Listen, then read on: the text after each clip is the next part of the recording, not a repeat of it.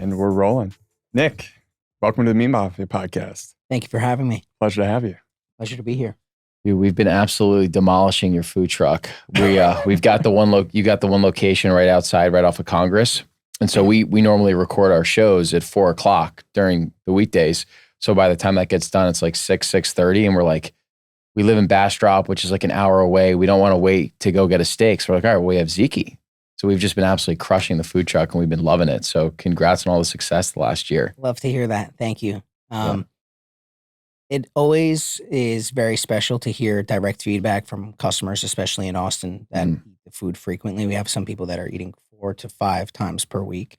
So I sent an investor update out recently, and one of the lines that I said was, for some people, ZIKI is a meal. For other people, it's a lifestyle. And I think once you go down the seed oil rabbit hole, you start to literally think about any place you're going, whether it be lunch, brunch, dinner, does this place cook with seed oils? And what I've actually started doing is going to restaurants and just telling the servers when I'm placing my order that I have an allergy. I'm allergic to seed oils. Can you cook this in butter? And it works. But we'll unravel this more, but you had mentioned food truck. It's actually not a food truck. So a key distinguishment. I actually like the fact that people kind of equate it to a food truck because it's the most simplistic approach you can have when you look at that thing. It just looks enormous, but it doesn't have an engine, so it doesn't drive around, right? So what we actually call these things are modular restaurants. So we manufacture them from our Texas-based factory. They are very large, 32 feet. I guess size-wise, you could compare it to a shipping container. So they have a very large presence. They're obviously very bright. The pink is the color is hot pink, and they just kind of command attention in a way. But they don't drive around. We can move them very easily, but they're more similar to, say, like a food trailer, but in our case, modular restaurant. And before we dive into things, what I'll just say is the reason why you can equate that to a restaurant is because it's 256 square feet. And if you go into a restaurant, in many cases, their kitchens are a lot smaller than what we're cooking out of. Maybe it's a brick and mortar building and, 25% of it is kitchen space and then 75% of it is just seating space. So we're a restaurant. The only difference is the fact that there's not this massive, massive brick and mortar space and square footage for seating area. And the times that we're living in, that's becoming less and less of a thing where people prefer to have their things quick and on the go. What was the inspiration for the modular kitchens? Yeah, I mean, I think I could take it all the way back from the beginning and how it arrived here. I think that's the easiest way to explain how we arrived at this. So, I'm from New York originally. I come from a huge restaurant background. My grandfather immigrated here from Greece with basically nothing in his pocket. And he got to Manhattan. He started with a hot dog stand.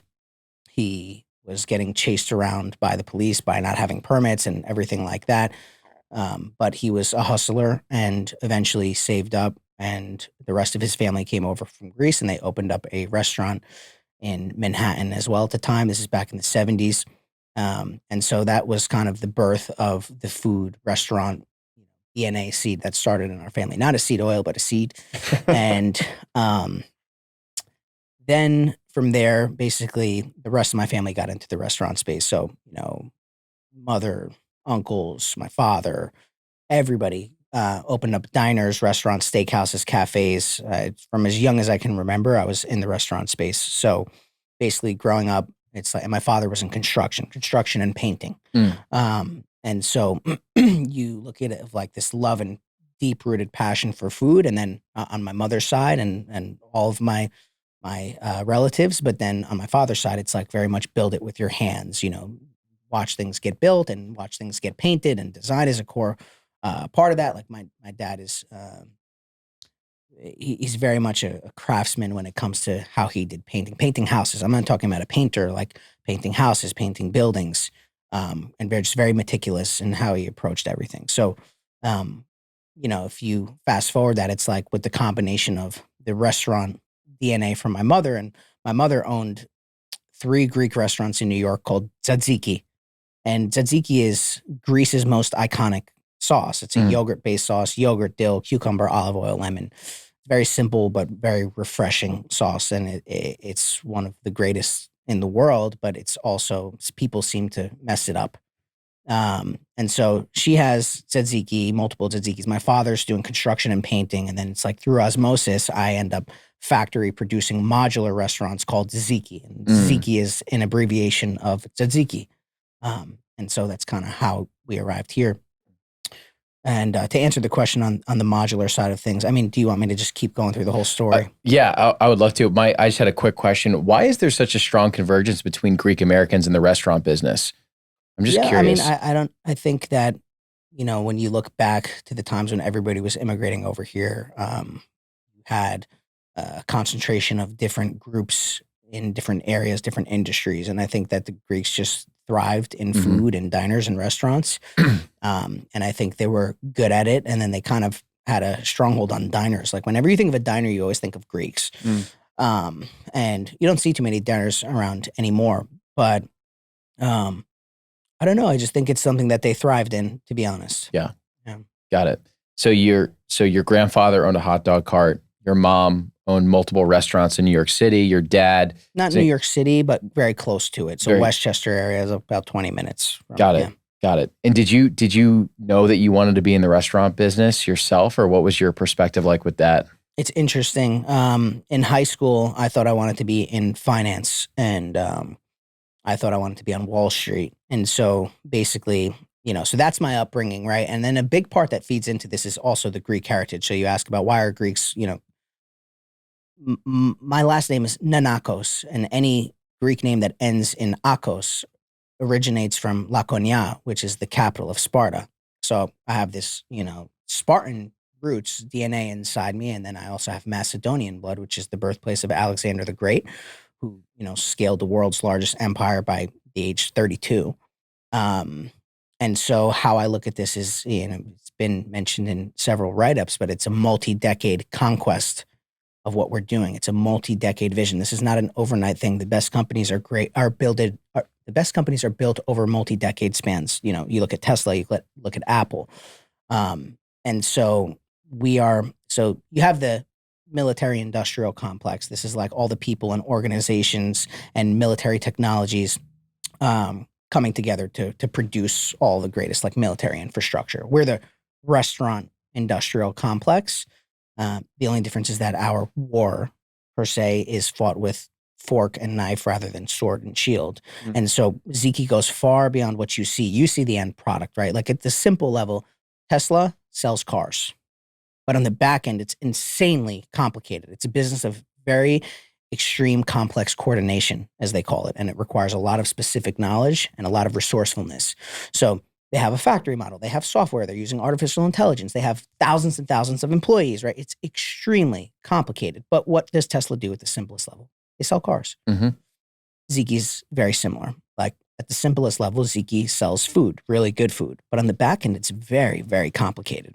We have a factory.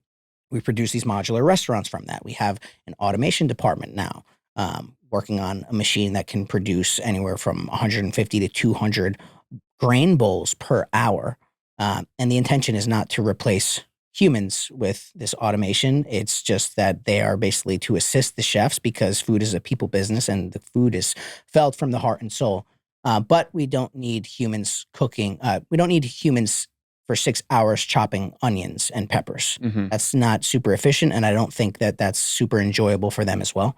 And then in addition to that, we have all these softwares, and we have, detailed marketing systems and detailed real estate processes, right? It's like some companies are just a real estate company or just a marketing company. ZIKI touches everything: supply chain, agriculture. We visit local farms in Texas. We spend time with the farmers. We look at the cattle ourselves. We try the products there. So we touch supply chain, agriculture, design, technology, factory, and automation, and food, and chefs, and operations. It's a very, very intense business, very complicated business, but we deliver to you the end product that, you guys seem to enjoy. I like what you said about taking a multi-generational or multi-decade approach, but I remember the first time I saw the ZIKI billboard, and I feel like I saw the ZIKI billboard one day, and then next thing I knew, there were like 6 ZIKIs in Austin. Like, seems like you guys are moving quickly. Yeah. So that's a great thing to to bring up. I think it's the magnitude of scale that ZIKI has. And I think that comes from having a fully vertically integrated process. And basically, for anybody listening, fully vertically integrated basically means that you control every part of the process yourselves. And it's only going to continue to get more and more fully vertically integrated. So, for example, we don't depend on anybody to build our restaurants for us. If we want to launch 100 locations, we're going to manufacture 100 locations from our factory, and then we're going to find the real estate, and we're going to place them on the real estate, and we're going to hire the chefs, and we're going to run the operations. We're not franchising ZIKI's. We own and operate every single unit, and it will always be that way. And the reason for that is we want to maintain the highest level of quality control on the food. You look at a restaurant like Chipotle, over 3,000 locations. They don't franchise any of those. They tried it. It didn't work. And they are owning and operating every single unit. So will you guys go as far as owning and operating some of the farms, like trying to get? we will. Yeah. Yep. That's Nice. in the cards as well. So, you talk about like speed. Let's get back to that. You saw the billboard, and then 6 locations. So now we have our 7th location. We just launched our 6th location on January 20th. We're launching our 7th location on January 31st. We're launching 8, 9, and 10 all in February. Nobody in the world can open restaurants faster than ZIKI can. ZIKI is opening restaurants faster than any other restaurant company on the planet. And that comes from that factory approach model. So the scale and the speed is just continued to compound over time. So like companies like ZIKI, there's a gestation period. To give you context, it's like we launched our first ever ZIKI unit February 1st of 2022. It took 7 months before we launched number 2. And then now you see they're launching 10 days apart, 7 days apart, that fast, right? And then once they get through that gestation period of learning and iterations and testing and solving problems and making a lot of mistakes along the way and making a lot of improvements along the way, then you get to a point where it just really compounds and scale hits this level. Like right now, that's what we're experiencing. And our systems have gotten so strong and so effective that we're able to do this pretty turnkey. And now we're gearing up to launch. We're going to have 10. By the time basically this podcast is chopped up, ready to go and edited, we'll have 10 locations in Austin. We're at 7 right now. And then basically we're going to move to Miami after that and expand there. That's so exciting. I mean, I'm sure for you, it's like every single day is probably just so action packed and fast paced speed. I'm just curious, when did this concept of, modular restaurants really come to you? I know you mentioned you guys haven't even been going at this thing for a year, and it's like just the pace of growth is incredible. But like, I'd just love to learn a little bit more about the ZIKI story and when you first thought about that concept. Yeah, for sure. So basically it started, so the background, basically the roots, the DNA. Yes. So I spent a lot of time growing up working in the diners from like, I was around everything from like 5 years old. Then as soon as I could, I started working dishwasher, server, host, manager, whatever it was. Did it all. And then I went to college. Again, I thought I was going to be on Wall Street, so I'm studying finance and real estate. I liked finance because I like numbers and I understand economics pretty well, and real estate because I like land. And, a big part of this business is locations, right? Like we talk about real estate. So you can build these things. If you don't have places to put them and really good places to put them, then what good does it really do? And so one thing I tell my team is we don't look for available land. We make land available. We have to be very creative in where we put these ZIKIs. Some people say, how did you put a 32-foot modular restaurant on 3rd and Congress downtown right there? But right, we're scrappy like that. That's what we do. We're resourceful. But anyway, so I go to school, I'm studying, and when I went to Drexel University in Philadelphia, there was like over 40 food trucks on the campus, and I became pretty obsessive around the unit economics behind these food trucks. So I was looking at all of them. They're launching way faster. They're popping up everywhere. They're slam packed. They cost way less to open. And in many cases, they're outperforming brick and mortar, but they have no technology. So I started with an app that allowed customers basically to find all the food trucks nearby, view their menus, view everything about them, order for pickup and delivery. And the food trucks had an app, and it let them receive the orders, control their menu, all their analytics, their sales, and everything like that. Kind of consider it like an Uber Eats or a DoorDash, but hyper concentrated to food trucks. But what that really was, and I did that for 6 years before evolving it into ZIKI on year 7, and we'll get to that, but that was a time frame of gathering a lot of specific knowledge around the unit economics of mobile kitchens. I was in these trucks every single day during class. I started taking leaves of absence. My GPA was, completely tanking because I was supposed to be in class, and I'm signing up food trucks to the platform door to door. I signed up like over 150 food trucks to the platform door to door beyond Philadelphia, beyond my campus. And eventually I just dropped out of school. And so I was really hit a stride with this mobile app for food trucks, but it didn't feel big enough. It didn't feel significant enough. And then I said, okay, I need to move to Austin, Texas, because a lot's going on over there. I want to get out of the East Coast. And it also happens to be the fastest growing food truck city in the country. So I, drop out of school, running the business still, moved to Texas. When I moved to Texas, I meet this guy. He's a chef, Chef Mo, cooking Mediterranean food out of a standard size 16-foot food truck. And all over the food truck was Uber Eats, DoorDash, like everything technical. No cash, no lines, just everything. He's doing 100,000 in sales a month. And it was this epiphany moment where I said, like, this is insane. And I've spent so many years gathering the knowledge around this mobile kitchen space. I want to do this at the largest scale imaginable, become fully vertically integrated, produce these things ourselves, and launch the most insane brand ever. And ZIKI didn't come to me in that moment, but the vision did of it needs to be enormous. It needs to be a multi-trillion-dollar company and multi-decade and the biggest thing ever in food. And how ZIKI kind of came to me was I was like, okay, so I know we're going to do this factory model. I know we're going to scale ourselves. What's the brand going to be? And it just kind of came organically. We had a team member. We had a meeting with one investor. He's like, I need a blazer, because I always said, wear the ZIKI shirt with a blazer over it when we meet these.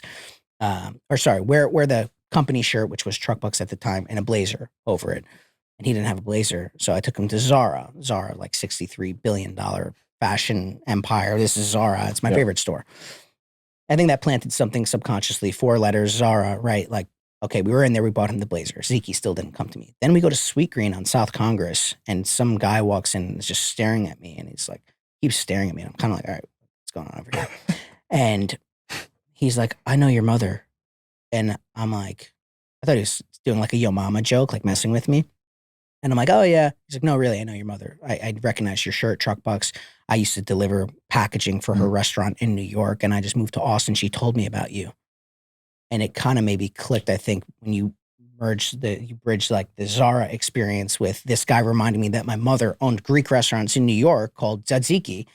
And then I was driving after that, and it just came to me. I go, ZIKI. Let's take a minute to talk about some of the sponsors and brands who support the show. What are you thinking? I was thinking about Carnivore Bar. What are your thoughts on Carnivore Bar? I mean, it's unbelievable. It's an unbelievable product. We were lucky enough to have the founder, Philip Meese, on the show a few months ago, and he was able to send us a bunch of product when we started the relationship and absolutely loved it. I mean, it's minimum ingredient product, beef, tallow, salt, and then they do have a honey flavored option as well, but it's so nice to have a bar that's like 3 to 4 ingredients. And like when you're following a carnivore diet, it's really tough to find products that are in line with that specific diet, Yeah, for me, it kind of hits like the holy trinity of what you're looking for when you're looking for food. So it's nutrient dense, it's convenient, and it tastes great. And as you said, most people who are trying to eat healthy, the convenience factor is kind of a tough part. So just being able to have something you can grab on the go, know that you're going to have that nutrition for the day, it's huge. Yeah, and we were lucky enough, we got to actually see their factory too in Missouri, and they're just doing things the right way. I love how they offer an option for like carnivore purists where it's just beef, tallow, salt. And then they also have an animal-based option too. If you do want a little bit of sweetness, a little bit of variety, they have the honey in that option. And they're just people that are doing things the right way. They're very mission focused. They're carnivores themselves. And, we're always on the go. We're traveling. We've taken a bunch of flights together. To have a bar that has 30 grams of fat too, like that's huge from an energy density standpoint, right? Yeah, he checks all the boxes, or the company checks all the boxes. And I just think the fact that they're sourcing from a regenerative farm as well, and Joyce Farms, just a win-win. 100%. The Carnivore Bar. So we got the affiliate link, and then it's code MAFIA for 10% off. And then another one of our sponsors, one of our favorite farms, Holy Cow. We're friends with Ann and Warren, and the what they're doing at Holy Cow is pretty remarkable. The relationships that they've built in the industry and how long they've been doing the grass-fed, grass-finished, regenerative model is really innovative. They were one of the first people to be doing that and supplying whole foods early on. Just a great community farm, and also just product is something that speaks for itself. Yeah, I think number one, to your point, Harry, they're just incredible people. We got to hear them speak at the Beef Initiative conference in Colorado. We had never met them before, but just hearing Warren's story where they were following a standard American diet, he had had a heart attack, and they were just looking for answers of like, how can we actually get healthier? Do I need to be dependent on medication? And they started changing their diets to incorporating more animal foods, and he completely reversed those symptoms of his stroke. And now they're just doing things the right way. They're grass finishing their beef. They're incorporating incredible practices. They have great relationships with the animals, and they're very passionate about just like connecting directly with the customer and also educating their customer on grass finished beef. Yeah, and I think the best part is too, they're shipping nationally and trying to reach a bigger audience. So being able to not only supply beef nationally, but also educate people on the quality of good, clean, whole foods is just, it's an incredible mission. How much do you love their beef bacon, by the way? I know that's your go-to. Dude, it's one of the best things I've ever tasted. It's that good. No, honest to God, it's so good. Holy cow. Yeah. One of the other farms that supports us is Perennial Pastures, another regenerative farm out of San Diego. Our experience with Kevin Munoz, the owner, we had him on the show, a young first-generation rancher who's really empowered by this movement of regenerative agriculture and really wants to be a leader in the space. I think our conversation with him was so insightful, just in terms of how mission focused he is and how he really thinks about his farm as a business and wanting it to be here 50, 100 years down the road, even though he's just the first generation of it. And I think just being able to spend time with him out in San Diego was kind of the perfect indication of that, where we got to go have a meal with him at his house, hang out with his wife and kids. Like, what an amazing person. And I think his mission focus around raising really high quality beef and restoring nutrients to the soil is just one of those rare missions that I think everyone can get around. Yeah, he has such a commitment to really feeding the local community in San Diego, in the San Diego County, first and foremost.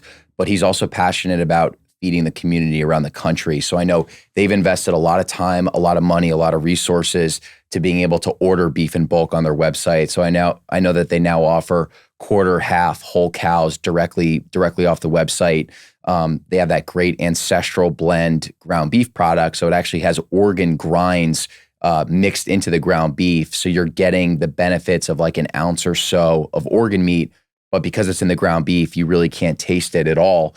And I think, to your point, Harry, just another amazing person. You know, Kev was someone that he was following a paleo diet in college and started realizing, wow, when I nourish my body with real foods, I feel amazing. Had a really successful stint in tech, but realized that there was just something else that he was passionate about. So he's one of those rare cases where, you know, he put his money where his mouth is, and he's a first generation farmer, just, you know, bootstrapping this thing, raising money, and just so passionate about feeding the community. Just an amazing guy. Yeah, absolutely. What are your thoughts on organ supplements, and what do you think about the company that supports our podcast, Optimal Carnivore? Such a good question, man. I think organ meat is something that's gained a ton of notoriety the last few years, and for good reason. I don't want to speak for you, but I think both of us have had a ton of benefits just incorporating organ meats into our diet. I would say that, you know, we definitely prefer the raw source of organs, where we'll just, you know, chop up some liver and some heart, and, you know, there are different ways to prepare it. I think the raw source is the most nutrient dense, but, you know, we're fortunate that there are companies like Optimal Carnivore that exist that freeze dry organ capsules, so you can actually take them on the go. You know, there are a ton of times where we're traveling where we're not going to have access to raw organs. So I can throw a little Ziploc bag together of Optimal Carnivore and be good to go. And I think 6 pills is an ounce of organs, which is like the daily recommended amount that will give you a lot of those really good quality vitamins in there. So that's kind of how I think we've been using it. Did I miss anything there? No, I think the fact that it just makes organs accessible to people. And I think that organs are generally just a food group that are underutilized when it comes to eating nose to tail.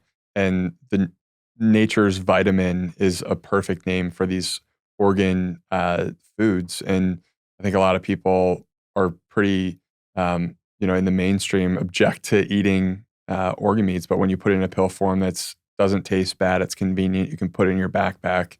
It makes things a lot easier.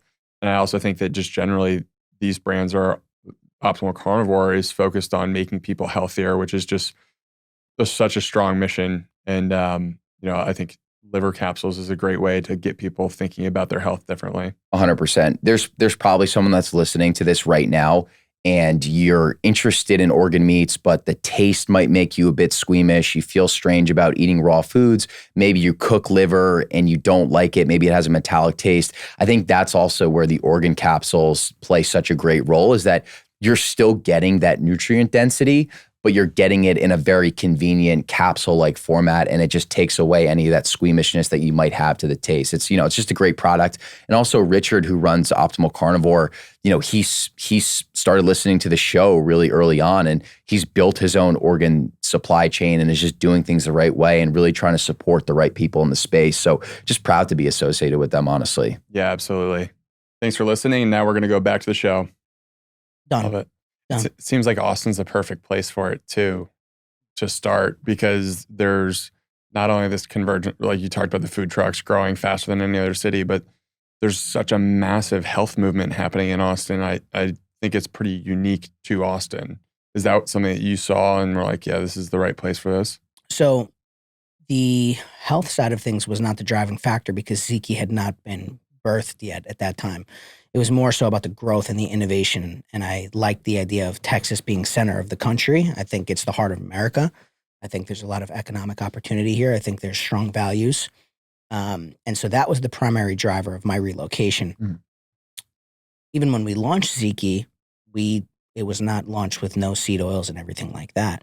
That was something that once I got a hold of that, I said, wait a minute, this is something extremely significant. And then I started reading more and listening to a lot more people. And it was a huge decision to make because you look at other fast casual restaurants like Cava, Chipotle, Sweet Green, and all of them, and multi-billion-dollar companies, and obviously all the other ones like Chick-fil-A, McDonald's, right? But we focus on the ones we know best as being somewhat healthy. We're looking at Chipotle, Cava, Sweet Green, right? They're all using seed oils, and seed oils are obviously way less expensive, and they're these industrial seed oils that basically are just like the norm, and nobody thinks twice about it, but people are starting to wake up to that. And again, multi-billion-dollar companies opting in for cheaper goods, basically wrapping themselves in false virtue as they're super healthy and good for you, yet at the same time, they're basically poisoning you. It's like, I'm not here to bash anybody, and I have a lot of respect for these companies and the scale that they've achieved. But at the same time, you look at a company like, let's look at Sweet Green. They are the salad co. Like they're so, green, everything green. But all of their ingredients contain seed oils. They announced this Rice Krispie treat that they've been working on for 2 years. And they go, wow, 2 years, finally excited to announce this Rice Krispie caramel treat. And finally they release this Rice Krispie treat. And then I go to Sweet Green and I look at it and it's full of seed oils. Yeah. And 2 years to launch a Rice Krispie treat. We just launched within like 2 weeks our new burger. And, we should talk about the food a little bit at ZIKI, but you talk about speed. Sweet Green has 3 locations in Austin. We have 7 locations in under 4 months. Yeah. So we can outscale Sweet Green, who's been around since, I think, 2005. What they've done in 15 plus years, we can outscale them in 24 months. Mm-hmm. That's how fast we can move.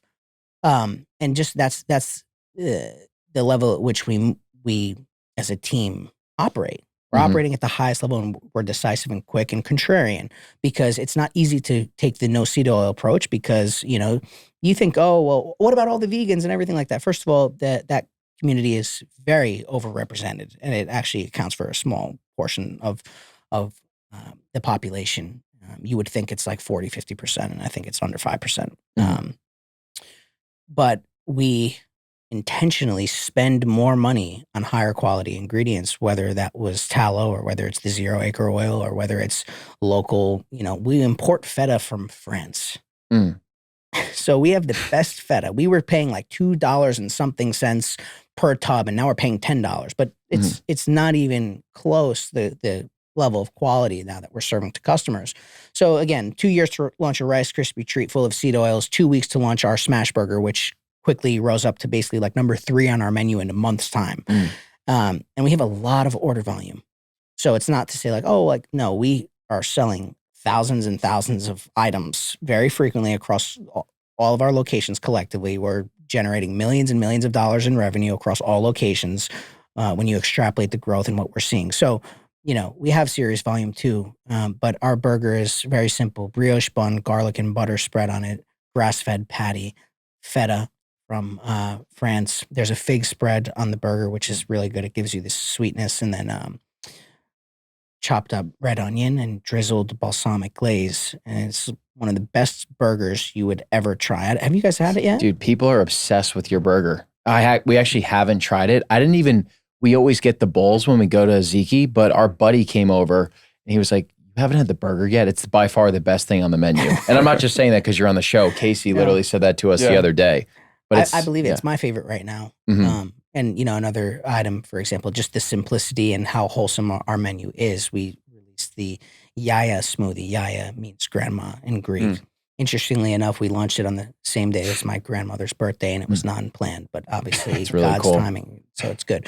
But it's very simple. It's half an avocado, a banana, honey, grass-fed milk, and cinnamon, and that's it. 5 very simple ingredients, and it's really, really good. Yeah. So it's really cool just to see the way like the convergence and how everything came together. So I think you had mentioned with TruckBux, you're observing 150 food trucks, mobile restaurants. You're kind of observing these inefficiencies, and you're like, I think there's a way that we can do this much better, much more efficiently, faster. And then it seems like there was also this nutritional piece that kind of came in a little bit later. When did that idea come? Yes, great question. So, you asked me before, and I don't think I fully answered your question, if I always wanted to be in the restaurant industry. I always felt actually an inkling inside that I wanted to be, but I was like, it doesn't feel significant enough to me. I don't want to own restaurants. Like I saw my parents do it, and I want to do something more. But so no, it's not for me. I want to be on Wall Street. Of course, that's how these things work, right? Like you can't run away from your destiny. Yeah. And so I guess deep down, yes, I always wanted to do it. I just didn't know what the path was going to look like, and now I'm on that path. And you asked me something just now. Well, I was going to say, number one, that it's like a convergence of your DNA and then also your passion too, where it's like you're blending together business and then, the restaurant business as well, which is really cool. Right. No, but I was saying that, I think I was saying, when you started TruckBux, you started, you were first thinking about ZIKI as like a vertically integrated, mobile restaurant. You're observing all these inefficiencies. And then later you started thinking about ingredient sourcing and quality of. So when I first started the company, it began ZIKI, right? So again, I'm doing TruckBux for like 6 years. I have this epiphany moment, boom, next thing you know, it turns into ZIKI. It's like very sudden.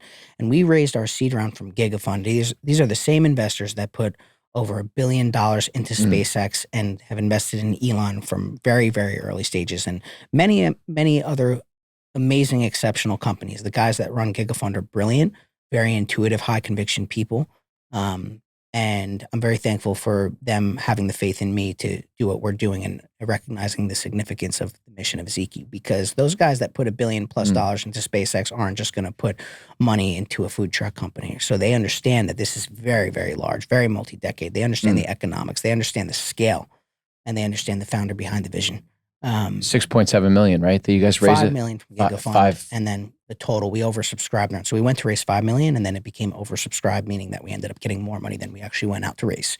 Got it. Which is good, but eventually you got to cap it. We could have kept raising money, but you have to cap it because every time you raise more money, you dilute yourself, right? You have to give something away to the company. So 6.7 was the full size of the seed round. And to your question about, where did the food, nutrition, health element come about? Tesla, every company has a mission. Tesla, their mission is to transition the world to sustainable energy. Our vision starting out was very much become the fastest growing, most dominant restaurant company on the planet. That's great. I still feel that, and we're doing that. and that's very, very important. But it felt like something was missing. And it's like, well, what's the deeper meaning behind this? They're like, okay, cool, becoming the fastest and most powerful, great. But what are we doing for humanity? What are we doing for health? What is the long lasting impression of legacy that I'm going to leave behind and what I'm doing? Why am I risking my life on this every single day? And I think the big thing was the food system. So our really vision is to, yes, become the fastest, most dominant force in food ever, but also to re-architect the food system and introduce scale truth, food integrity, like the most natural, earthly, and pure ingredients that come from the ground, and deliver that in mass with thousands of locations to make it more accessible to people and basically combat the harmful effects that people are experiencing from the toxic food system that is currently in place. And somebody has to do it. And so, yeah. Can you talk about sourcing food? Because I feel like actually having those conversations with those farmers is probably a pretty enlightening experience and empowering as well. For sure. I mean, I think the big thing about what helps me carry out this vision is having an incredible team around me. We have a brilliant head of agriculture. You can't have found a better person for the job. This is in this guy's DNA. Shout out to Rodney.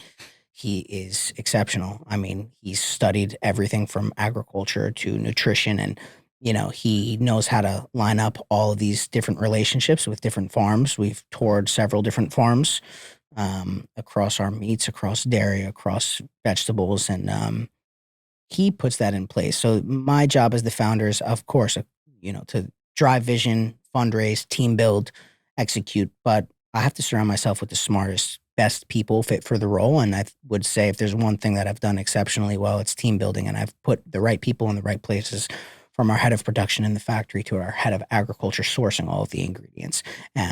He will come to me with 5 different samples of 5 different farms in Texas and 5 different cuts of meat, and tell me all the differences about them and have me taste test them, and then give me the cost analysis on which one is the best. And then we do experimental tests, and we do that all within a week. That's how fast we move. We don't need to do this over 3-6 months, so. I forget if it was something public or just a conversation that we had with your team, but I think someone had mentioned that you guys spend 270% more than leading competitors on ingredient sourcing, which I think is really interesting, because people can say, oh, we want the healthiest food possible. And it sounds great, talk about like the sweet greenwashing, but then when it actually gets down to the nitty gritty and the economics of running a business, it's very easy to opt for the cheaper oil than like cooking with beef tallow or something like that. Absolutely. Yeah, I think that was a reference to the increase in price on animal-based ghee. We were making our baklava. So again, ZIKI didn't start out with this anti-seed oil focus. It was something that we learned and evolved into and decided to make the decision. So we sat in our commissary and we did some taste testing on oil. We tried canola. We tried our most famous item is our ZIKI bite. If you've ever had spanakopita, that's like a spinach pie. Very traditional Greek food, really good. In our case, we roll the spinach and cheeses into a ball. We bread them with panko crumbs and then we fry them. And then it's a crunchy outer shell. And you break it and then it's melted cheese and spinach. And then you take that and you dip it into a cold, refreshing yogurt-based tzatziki sauce. And one of our 3 tzatziki sauces, the classic, the chipotle tzatziki, or the avocado jalapeno. We have many other sauces too. But that's the most iconic item on the menu. Trailing right behind that is that burger. But we did a taste test with different oils. We did, tallow oil, canola oil, and everything. And I was a huge fan of the tallow oil, not only because of what the end product became from that and the taste and the flavor, but obviously the significance behind it and how much better it is for people. And he said, "Do you really want to do this? Like, it's a huge decision to change tallow across every single." I said, "Absolutely." So that was not as easy or accessible as getting your hands on canola oil or palm oil or peanut oil.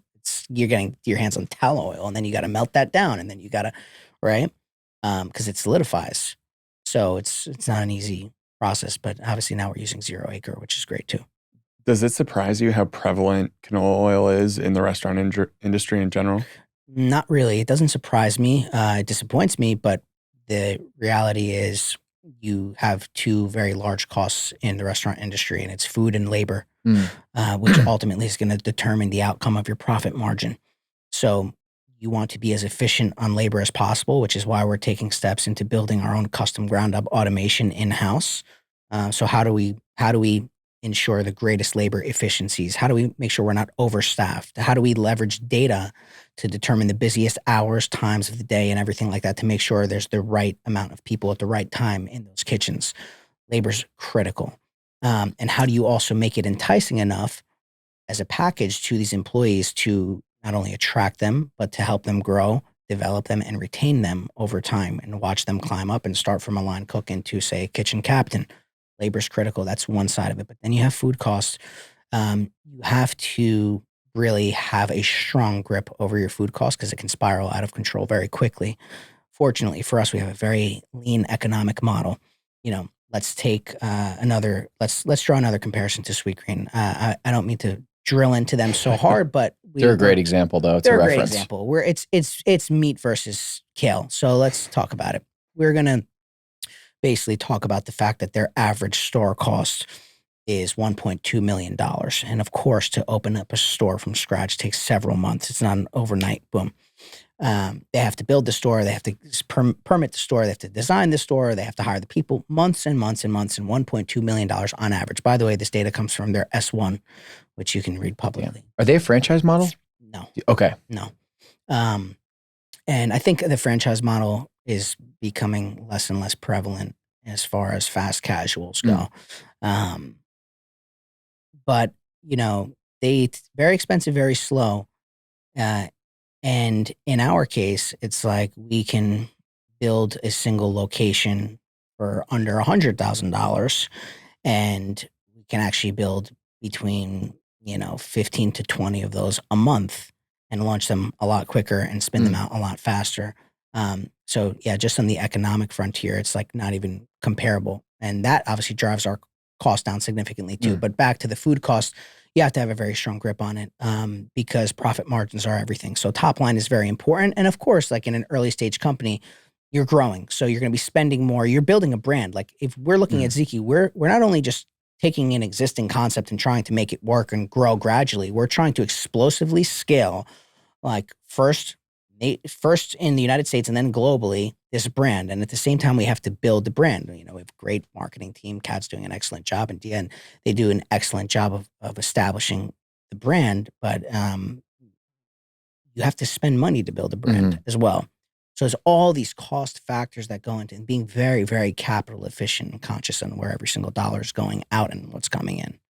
We had our buddy on yesterday. His name is Zach Pogrob, and he runs an account on Instagram called Behavior Hack. And his whole thing is like, be obsessed. And it's about obsession and, what can you do to really hone your craft and take it to the next level. And one of the things that he was talking about was when you market test an idea and find out that it works, that's step number one. And then step two is like violent iteration. And it seems like that's kind of what you're in right now. You're talking about this expansion, 7+ locations. You're going to go open up 3 next month. It's unheard of. I'm just curious, how do you think about balancing kind of like that violent iteration with like that really high standard of excellence and ingredient sourcing like you're talking about? Yeah, I mean, I'm Spartan, so violent iteration is what I'm all about. In your blood. It's in my blood. Yeah. Violent iteration is it's true. It happens. People think the menu's set in stone. We change the menu, small things, every single week. Like it might be the smallest thing. We might change a quantity. We might add a little, it's always iteration. Same with the modular restaurants that we're manufacturing, right? Like we are adding so many sleek features. If you look at our first one, the first location is on South Congress. We call that Z1. We're now up to Z7, right? It's like a software update. They get better and better every single time. Drastically different, especially from the inside. So the outside has changed a bit, but really the interior layouts and the stuff that's going on inside there and all the systems.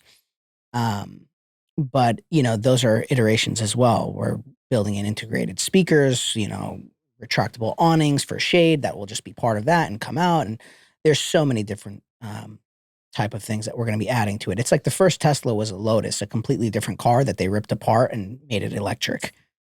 How many iterations did Tesla have to go through to get to where they are now, right? So it's imagine if Z7 looks the way it does, these massive windows, this beautiful, enormous presence, the design, the layout is flawless, the best equipment, the best systems. Now we're building automation. What is Z100 going to look like? Yeah. going to be incredible. Yeah. Sorry. Go ahead. You mentioned ZIKI Farms, and I'm curious like what the decision process looked like switching over to that from what you guys were doing before. Right. So we started, the main oil we were using was beef tallow oil. And first of all, I want to say like I'm a huge advocate of beef tallow oil. I cook with it at home. I love it. I love the taste. I'm a huge supporter of it. But I think there was a few factors that we had to look into it. Price was not a primary driver in any way, shape, or form. The biggest driver was really the result of the product and the shared value set that they have with us. So pound for pound, like, again, love them both. But we're talking about scent, no scent in 0 acre, there's a scent in tallow. If we're talking about fryer life, 0 acre lasts a lot longer in the fryer than tallow does. That's way better for the chefs, better for our economics and everything. We're talking about taste, which is the biggest thing. We'll call it taste and texture. Tallow influenced the taste a lot, and I want our customers focusing on the flavor of our ingredients and the menu items, not our oil. Like focus on what's inside the food, not the oil. You shouldn't be tasting the oil so much. And so that was a big deciding factor. I think the way it burns, it has a higher smoke point. That's another thing. So for ease of use for the chefs, it's a superior product. Lower environmental footprint is another thing. And, I know Jeff. I met him for the first time as the founder of 0 Acre. He came to Austin. He came to the ZIKI HQ, and we had a great meeting. We bonded a lot on what we're doing, and we both share a value set in the sense of the seed oil rebellion, and we're just combating it in different ways, but we're both part of the same army. So you guys are just deep frying in 0 Acre, and then you're also incorporating ghee and butter and tallow for some of the other items on the menu, right? Exactly. So it's not like it's just exclusively 0 Acre. That's just for our fryers, but a lot of grass-fed butter, a lot of animal-based ghee. There's, tallow and other forms of cooking as well, because we have flat tops, griddles, and so on. Are there other just like dream items on the menu that you're excited about to like iterate on and add in 2023? So yes, there was a decision to be made between launching steak versus the burger, and it was a quick decision to roll out the burger, and it was the best move. I mean, it was very needed, especially when you see the late night sales from the smash burger. Really? It's insane. We've never seen a menu item skyrocket the way that the burger has ever. But steak is another one that I'm really looking forward to. I just think that I wanted to roll out the burger before the end of the year, and we got it done in time. Steak is a little bit more complex because, depending on the cut that you're going to get, and we've all had the experience where you can't chew through a piece of steak or it's undercooked or overcooked. So it's more complicated. But I do see steak in the future and a few other things as well. Nice. One of the things grass-fed steak. One of the things I was curious to get your take on was some of your guys' branding, because it's so electric. The pink, the yellow, the tongue. It's all very captivating, and it gets your attention. Is that obviously something you guys did intentionally? And I think it packs a punch. So curious just how you guys came up with the branding and what was sort of like the inspiration for that. For sure. Everything intentional. Absolutely. The tongue came in later into the picture, but pink was out of the gate.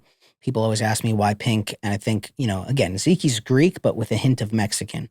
So when you think of Greek, you always think traditional, like sea color blue, navy blue, and the Acropolis and the Greek icons. And it's a little bit, feels a little bit archaic. Everybody does it the same way. I like it, but it's done archaic, right? So I'm like, how do we generate the flashiest, most just attention, loudest, and fun, and just like sexiest feel that we can do for this brand? And that pink really caught the attention. Then we incorporated the contrasting color of that yellow, that bright yellow as well, which reflects off the pink.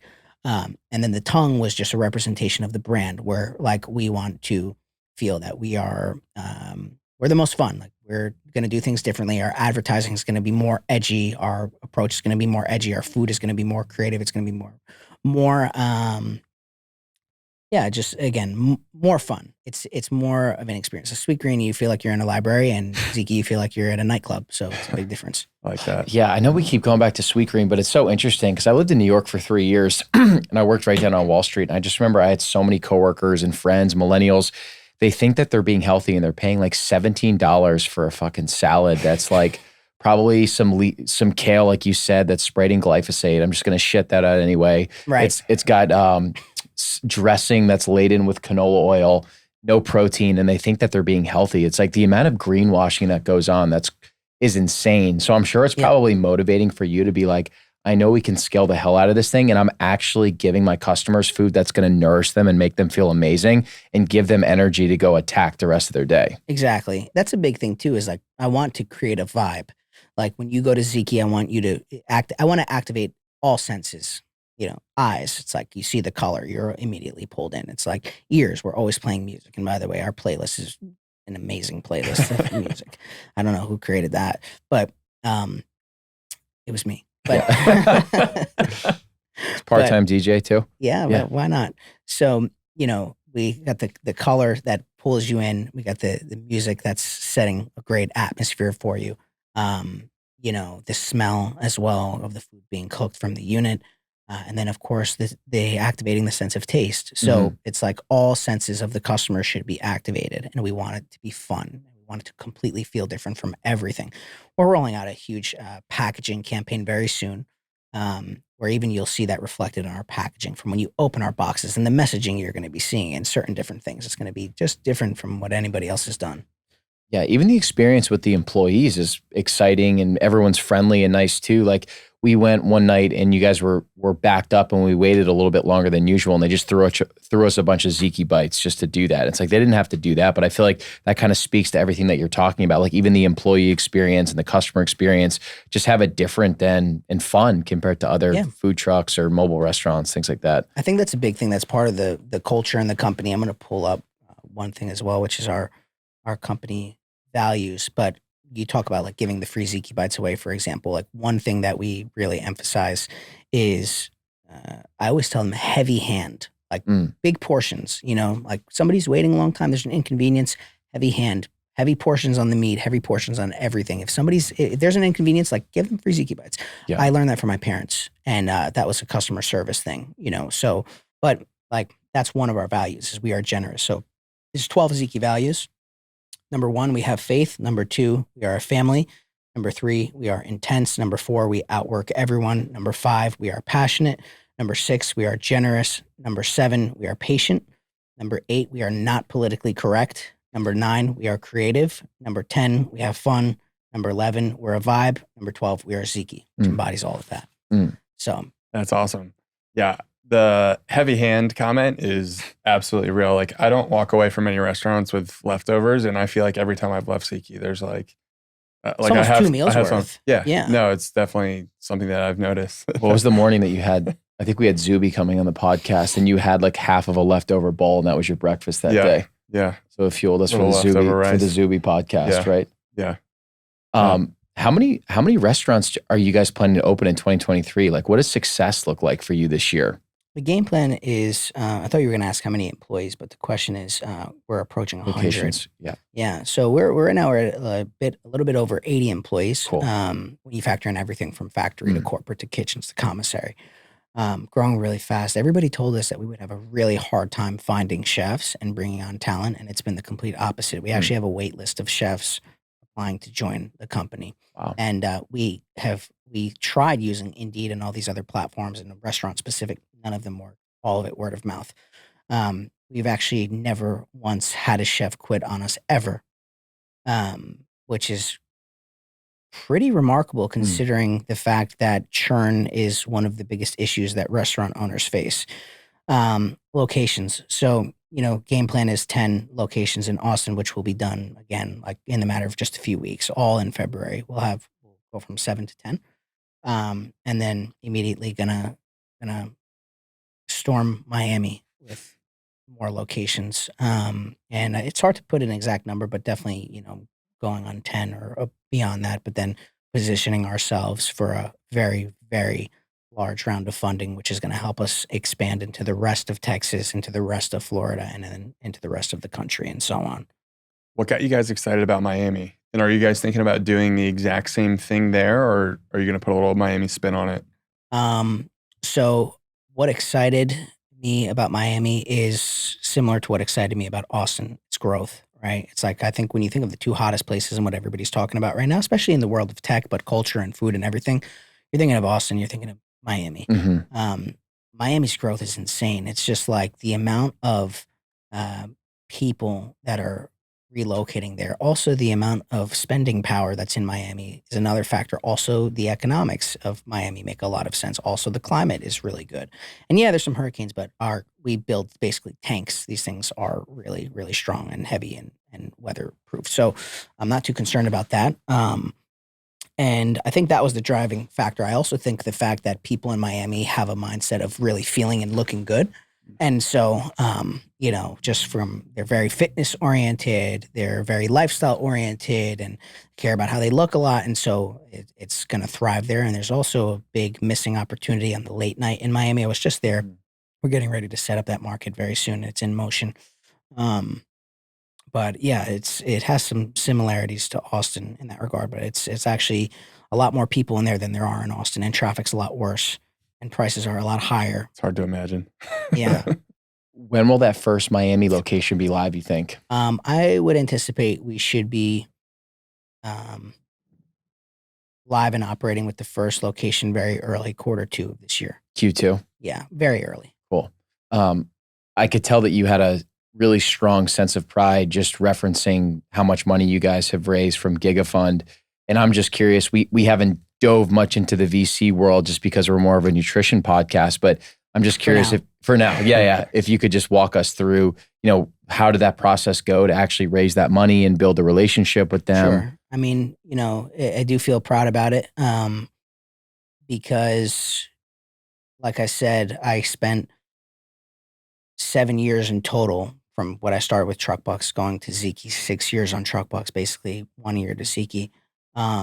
And the 6 years of TruckBux were pretty brutal, bootstrapped, check to check, 5,000 here, 10,000 here, 25K here. It was just always trying to make, I wasn't doing any other professions. I had no other sources of income. I had no support from my family. I didn't grow up in a rich, wealthy family by any means. I grew up watching my family make extreme sacrifices their entire life. Neither of my parents are retired still. And obviously that's a driving force, chip on my shoulder to, repay that and take care of everybody around me. But at the end of the day, it was a brutal path. You're talking like over 150 plus investor conversations and being told no, no, no, no, no. So fundraising is something, I think it's something that you have to be almost, it's a skill, it's a gift, but also it's a mastered skill over violent iteration. Yes. And conversation after conversation. And every no brings you closer to a yes. But it was very significant because 6 years of this, and then clearly, boom, we had to, all that was necessary. I would never say, would I have just started with ZIKI out of the gate? No, the world wasn't ready for it. The technologies weren't there to support what we're doing now. Things didn't exist. It had to go that way. God's plan, that's what it is. ZIKI, though, came about, and we had one location operating only for a few months when we raised the seed round from Giga Fund. One location. We didn't have 20 locations, 100 locations. So you raise the seed round from the guys that put $1 billion plus into Elon's companies. And it's like with one location only operating for a few months, that takes serious conviction as an investor to take that chance. And obviously a very compelling story and model and vision from the founder to make that happen. So fundraising's tough, but it gets easier once you get good at it. And how you get good at it is by getting better at the business. So, when you know your shit, you're unstoppable. Yes. It's very hard for somebody to call you out on anything. I don't care if that's an investor, if that's anybody around. When you are on it so much and you're giving everything inside you and your eyes are everywhere and you're just like, who really can fuck with you? It's hard. So, that's what makes fundraising easier. It's just getting better and better and crystallizing the vision more and more and more after those iterations. Right? So, what do you think they saw in you, in ZIKI and in you that made you different? Authenticity, because it's the only thing that, like you can't fake that. I think they saw that I went through it all. I was many years, I have the scars to prove it. It's like, they felt that. They respect the story. They respect the magnitude of the vision. They know that I'm speaking truth in what I'm saying. And you can't fake authenticity. Like, you can't imitate me better than I can be myself. You just can't. Nobody can be me better than I'm going to be me, right? So you have to fully be authentic in everything you do, and especially when it comes to fundraising.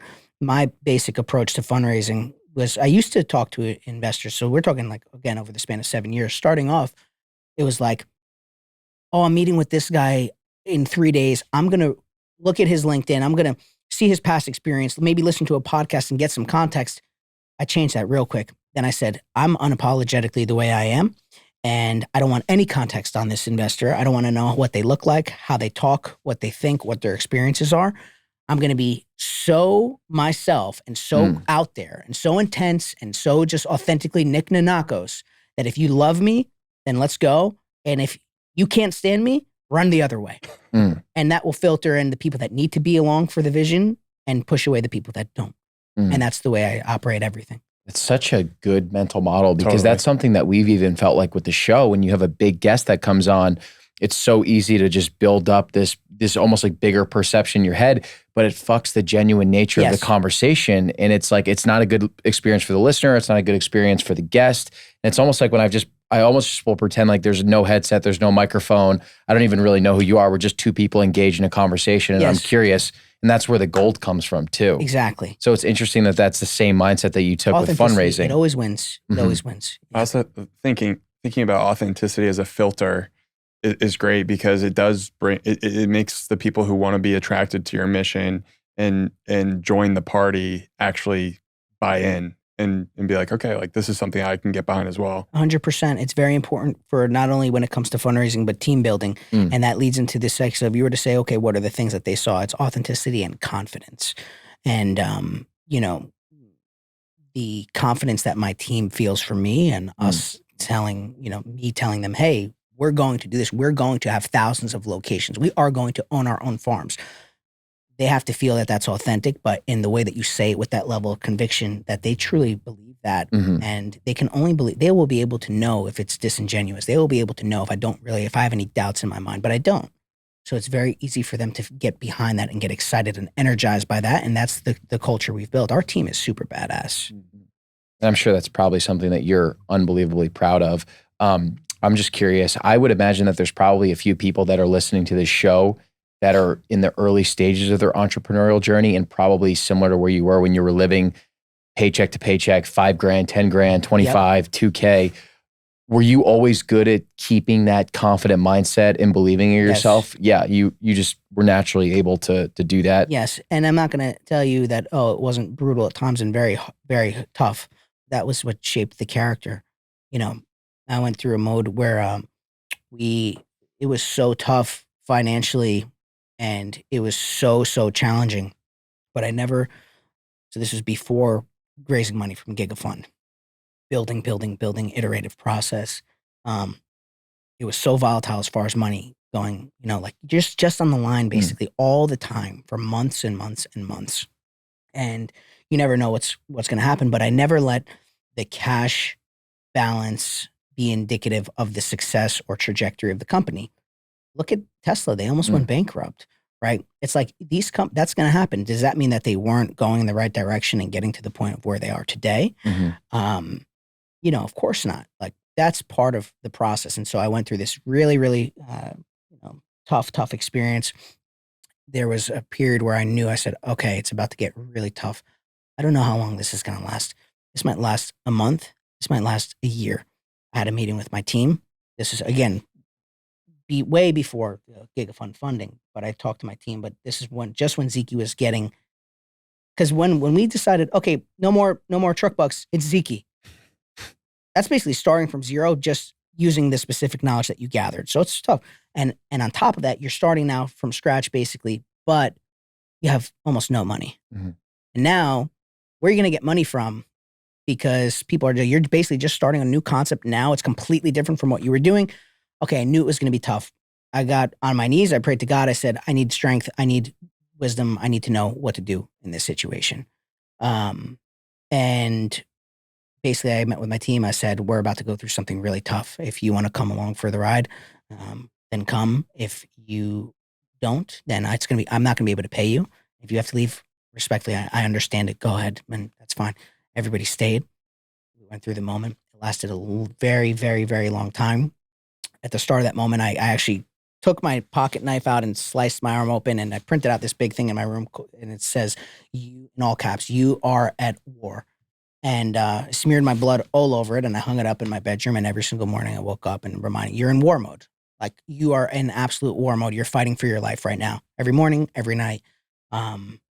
And it reminded me basically of like, shit's real. It's intense. Nothing else matters right now. You have to get through this moment.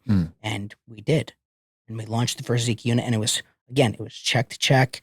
It was whatever means to get to the next stage. And we launched ZIKI, started working. Giga Fund aligned perfectly. And it happened at the right time. And here we are today. So it has to be exciting to have raised money from such a prominent name like Giga Fund, because that can only help you guys down the road, I'm sure, in terms of resources and just other investors wanting to get aligned with an incredibly well regarded investment fund like Giga Fund. absolutely. Do you view that as an advantage for your guys' next round? I do. Yes. I mean, of course, you want to have the best of the best people around you supporting you. So yes. Having that full context of you basically just like burning the ships, cutting your arm open, no plan B. How satisfying was that feeling walking out of the boardroom and closing that fucking deal and having that investment? Very. Yeah. I closed it, and I remember, the day of the wire, we wired the funds and checking the account, waiting for it to hit. And then finally it hit. And then I told the team, I said, "Come to the office. I need to have a meeting." I didn't give them any context. And then I just showed them the bank account balance, and we started, Yeah, celebrating, blasting Led Zeppelin as loud as we possibly could. And yeah. it was a good moment. Are you someone that It's similar. The example I gave was just, it's like drilling for oil. You make the right calculations and you keep going. And then eventually it's going to, like, you just keep, eventually it's going to burst. Yep. And you're going to dance in the fruits of your labor that you finally, all the oil everywhere. So it's just a matter of keep going. Yeah. Are you someone that can like savor a win like that? Or do you like quickly appreciate it and then you're ready to just move on to the next thing? Quickly appreciate it. That's a very, very, like, if the timeline of the entire trajectory of the company, of how large it actually is this, then that was here. Yeah. It's like, okay, cool. I didn't venture out to do this to stop there. It's like, that's just great. Like now it's more like, okay, they took a chance. Now let's prove it and let's show them what we're going to do and get to the next stage. So, you appreciate it. It feels great. You enjoy that. And then you don't sit there and bask in that forever. You can't. You're going to be stuck living. Yeah. Are there any entrepreneurs that you draw inspiration from that maybe inspire you to operate a certain way?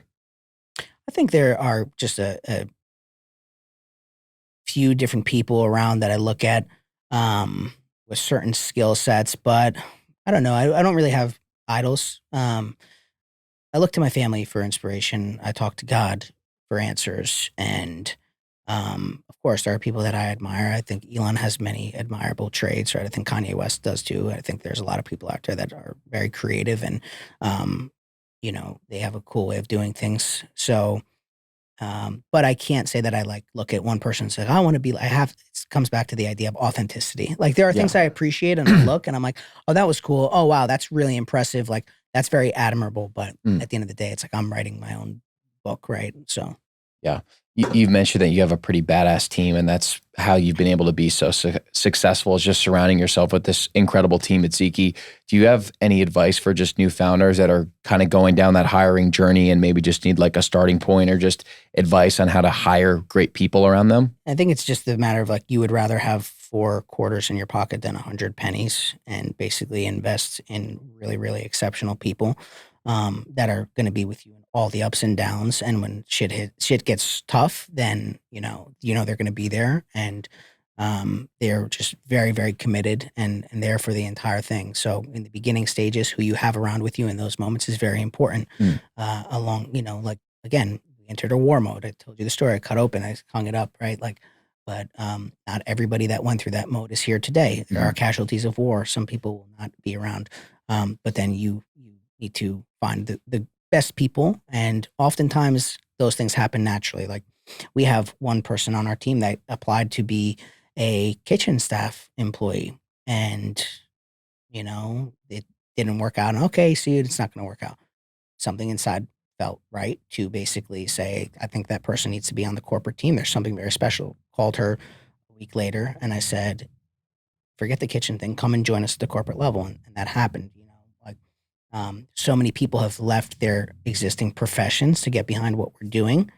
And I mean, if that doesn't, that's been the kind of the story of the whole company, how it's happened with our head of production and factory, how it's happened with our head of food quality control, how it's happened with our head of marketing. It's people that they felt something special that they've never felt in their life, and they want to get behind it, and they take a chance, they take a risk.